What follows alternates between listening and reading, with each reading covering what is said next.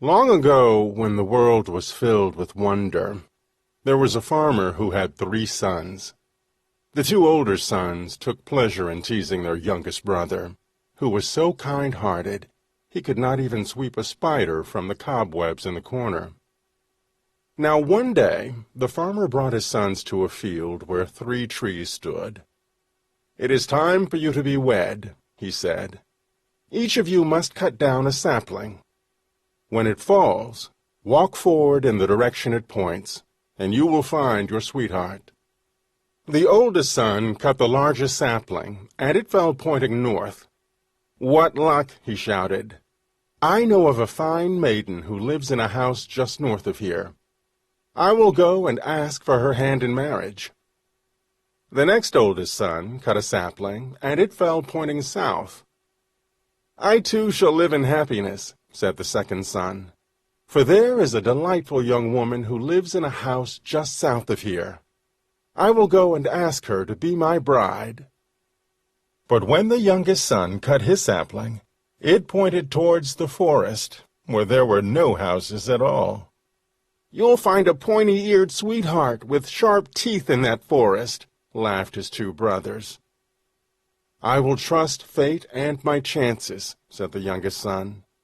He carved a beautiful walking stick from the tree and set off in the direction of the woods. The young man had not gone far into the forest when he came upon a cottage made of gray logs. He knocked on the door. A pleasant voice said, "Enter, please." When he walked inside, he looked everywhere, but saw no one. "Here I am," said the voice. "I am so glad to have company. I have been very lonely." The young man stared in amazement. There on the table was a dainty blue-eyed mouse with its gray fur as sleek as velvet. "You can speak," the young man said. "Certainly I can speak, but I prefer to sing," she said gaily, and she began a lively tune. The young man applauded her song, amazed. Then she curtsied and asked, "What brings you here?" "I am searching for a sweetheart," he replied. "Well, then, how about me?" said the mouse. "You are not exactly the type of sweetheart I was seeking," said the young man politely as he turned to leave.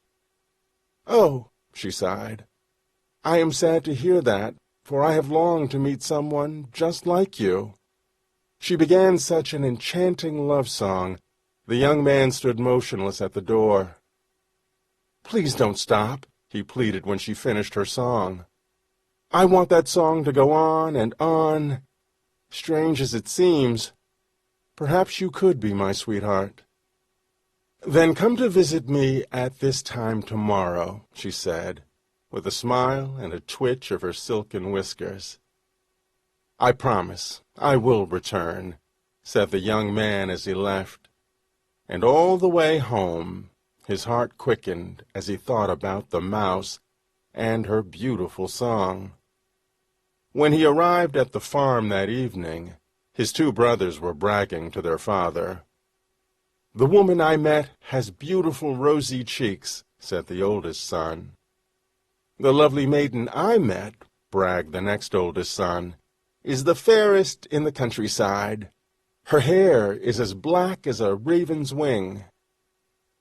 But they teased the youngest brother before he could speak a word, saying, "Who could you find in the woods but a pointy-eared, sharp-toothed beast?"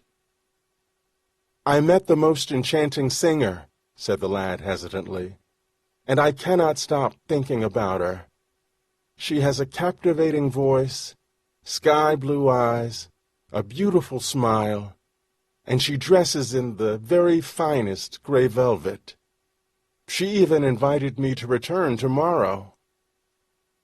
"A princess, no doubt," the brother shouted sarcastically. "He is making this up. Who could love him?" "Congratulations to each of you on meeting sweethearts," said their father. "But attractive looks alone do not make for a happy hearth. Tomorrow I should like to see the kind of bread your